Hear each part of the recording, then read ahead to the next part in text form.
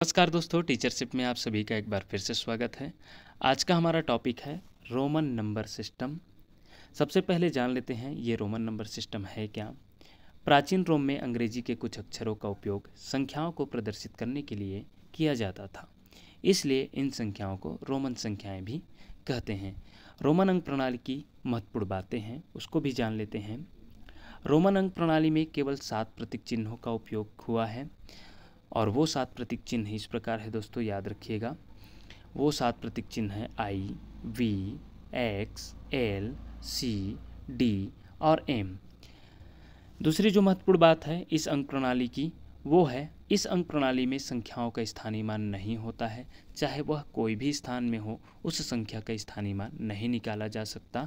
और तीसरी महत्वपूर्ण बात है, इस अंक प्रणाली में शून्य का प्रयोग नहीं होता है, अर्थात शून्य के लिए कोई प्रतीक चिन्ह नहीं है, इसलिए बड़ी संख्याओं को लिखने में परेशानी होती है। याद रखिएगा दोस्तों, इस अंक प्रणाली में शून्य के लिए कोई भी प्रतीक चिन्ह नहीं है, इसलिए जब हम बड़ी संख्याओं को लिखते हैं तो वह आकार में बड़ी होती हैं। आगे जानते हैं दोस्तों, इन प्रतीक चिन्हों का क्या क्या मतलब है, क्या क्या वैल्यू है उसका। तो याद रखिएगा, जो 7 प्रतीक चिन्ह है वो I, V, X, L, C, D, M है और उसका जो वैल्यू होता है, आई का वैल्यू होता है 1, वी का वैल्यू होता है 5, एक्स का वैल्यू होता है 10, एल का वैल्यू होता है 50, सी का वैल्यू होता है 100, डी का वैल्यू होता है 500 और एम का वैल्यू होता है 1000।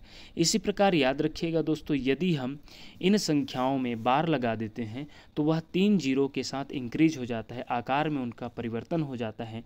जैसे यदि हम v में बार लगा दें, v का वैल्यू होता है 5, लेकिन यदि इसमें बार लगा दिया जाता है तो वह 3 जीरो के साथ बढ़ जाता है, अर्थात v बार 5000 हो जाता है।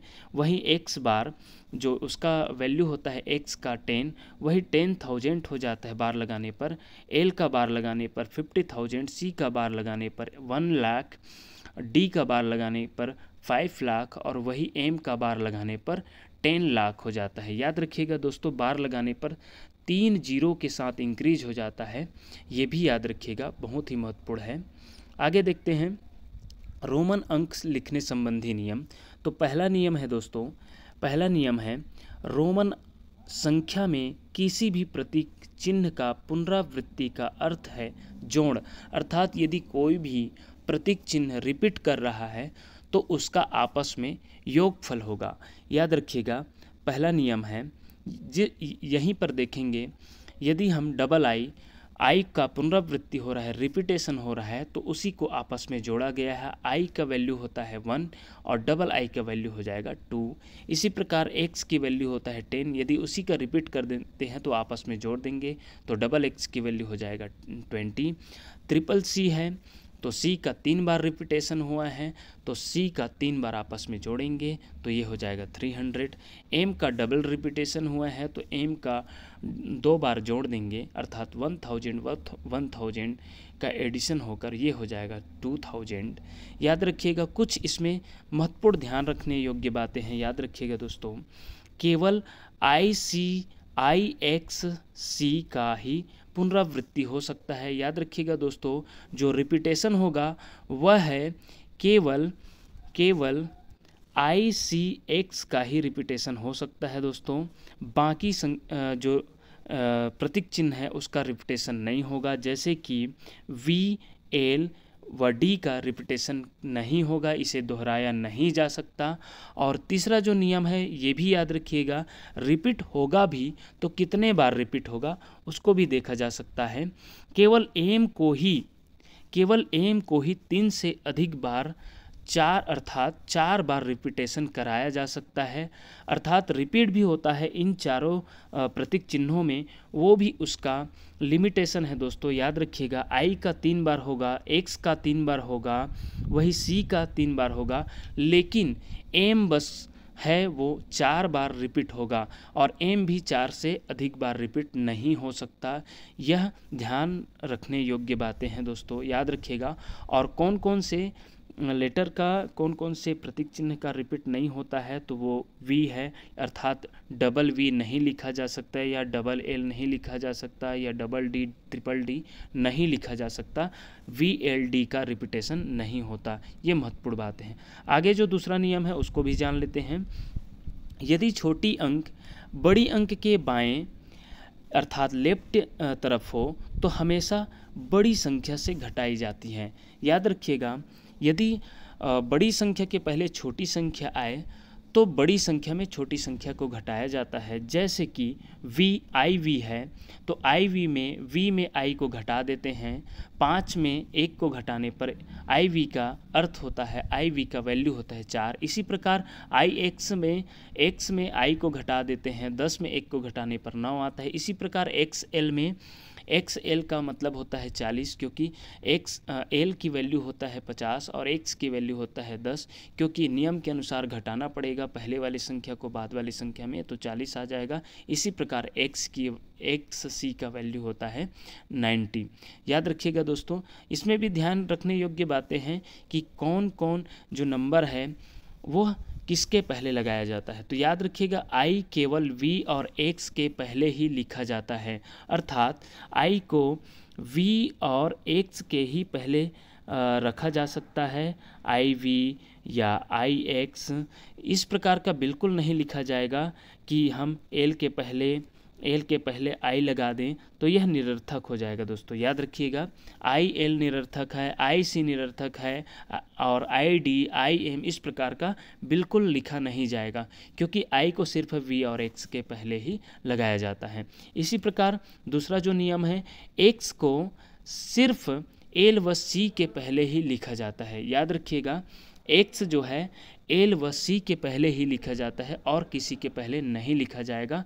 और इसी प्रकार सी केवल डी और एम के पहले लिखा जाएगा, और जो किसी के पहले नहीं लिखा जाएगा वो है दोस्तों, याद रखिएगा, वी एल डी जो है किसी भी बड़े अंक के पहले नहीं लगाया जाएगा। याद रखिएगा, इसलिए देख लीजिएगा, जो वी अगर हम सी के पहले लगा देते हैं तो यह इसका अर्थ हो जाएगा निरर्थक, क्योंकि वी को किसी लेटर के पहले नहीं लगाया जाता। इसी प्रकार एल को भी किसी प्रतीक चिन्ह के पहले नहीं लगाया जाता, या डी को भी किसी भी प्रतीक चिन्ह के पहले नहीं लगाया जाता। तो ये ध्यान रखने योग्य बातें हैं। आइए तीसरे नियम पर बात करते हैं।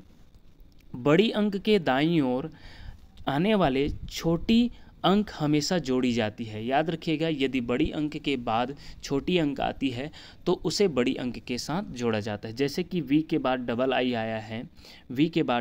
आया है, तो उसको क्या करेंगे, जोड़ देंगे v के साथ। v का अर्थ होता है 5 और डबल आई का अर्थ होता है 1, तो इस प्रकार जोड़ देंगे तो ये हो जाएगा 5 + 1 + 1 = 7।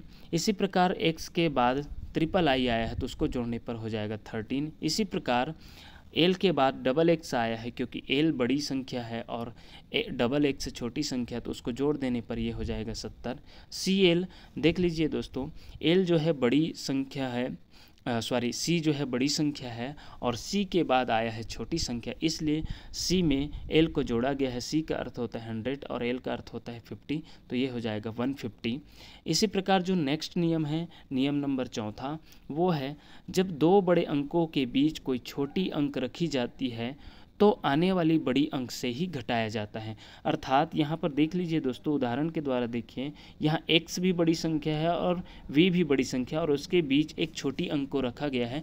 तो इस छोटी अंक को घटाएंगे किससे, तो याद रखिएगा, जो बाद की बड़ी संख्या रहेगी अर्थात v से ही घटाया जाएगा इस i को। तो देखिए दोस्तों, x i v का अर्थ होता है, अगर हम निकालें तो यह x का वैल्यू हुआ 10 और 5 में 1 को घटाया गया है, अर्थात इस v में i को घटाया गया है, तो 5 में 1 घटाने पर 4, 5 में 1 घटाने पर 4, अर्थात 10 धन 4 बराबर 14। इस प्रकार इसकी वैल्यू हुआ है 14। और इसी प्रकार दूसरा एग्जाम्पल है b, सी एक्स आई एक्स। तो यहाँ पर भी दोस्तों ये लास्ट वाला जो बड़ी अंक है x और उसमें छोटी अंक है i, तो उसको घटाने पर ये हो जाएगा 119। तो याद रखिएगा दोस्तों, इस प्रकार का यह 4 नियम है। आगे हम देखेंगे निम्नलिखित रोमन संख्याओं को भारतीय संख्या में लिखें। तो कुछ संख्याओं को उदाहरण स्वरूप हम यहाँ पर बदलना भी सीखेंगे। देखिएगा दोस्तों, XLVII, इसको जब हम चेंज करेंगे तो क्या करेंगे, इसको XL, क्योंकि XL की वैल्यू होती है 40, V की वैल्यू होते हैं 5 और II की वैल्यू होते हैं 2। तो इस प्रकार इसको हम जब आपस में जोड़ेंगे तो ये हो जाएगा 47। और इसी प्रकार यहाँ पर DXXVI, तो D की वैल्यू होता है 500, XX की वैल्यू होता है 20, VI की वैल्यू होता है 6। तो अगर सभी को जोड़ें तो 526 हो जाएगा दोस्तों। इसी प्रकार यदि हम C देखें, MCCLIV, तो M की वैल्यू होता है 1000, CC की वैल्यू होता है 200, L की वैल्यू होता है 50, IV की वैल्यू होता है 4। तो सभी को अब अगर हम ऐड करेंगे तो हो जाएगा 1254। तो इस प्रकार दोस्तों आगे हम देखेंगे निम्नलिखित संख्याओं को रोमन अंक में बदलिए। तो जो यहाँ पर भारतीय अंक प्रणाली है उसमें दिया है, उसको हम क्या करेंगे, रोमन अंक प्रणाली में बदलेंगे। तो 27 जो है उसको हम बदलेंगे तो 10 + 7 लिख कर, क्योंकि 10 का हो जाएगा XX और 7 का लिख सकते हैं VII। तो इस प्रकार का 27 को हम XX VII लिख सकते हैं। 45 को 45 को लिख सकते हैं 40 + 5, और 40 होता है, 40 की वैल्यू होता है XL, याद रखिएगा, और 5 की वैल्यू होता है V। तो इस प्रकार XLV लिखा जाता है 45 को। और इसी प्रकार 89 है दोस्तों, 89 को लिखेंगे 80 + 9, और 80 का वैल्यू होता है LXXX, याद रखिएगा, L 50 हो जाएगा और XXX 30।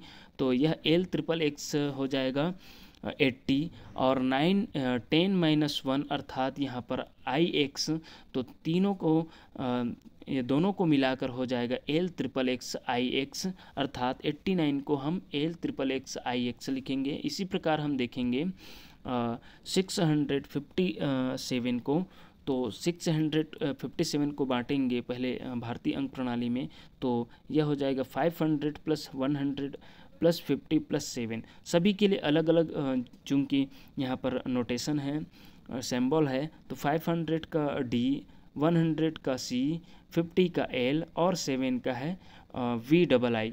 इस प्रकार DCLVII हो जाएगा दोस्तों। अर्थात आज हमने रोमन अंक प्रणाली में दोनों तरीके से बदलना भी सीखे नियम के द्वारा। इस प्रकार दोस्तों आने वाली वीडियो में हम फिर से एक नए कॉन्सेप्ट के साथ उपस्थित होंगे। तब तक के लिए देखते रहिए आपका अपना चैनल टीचरशिप। धन्यवाद दोस्तों।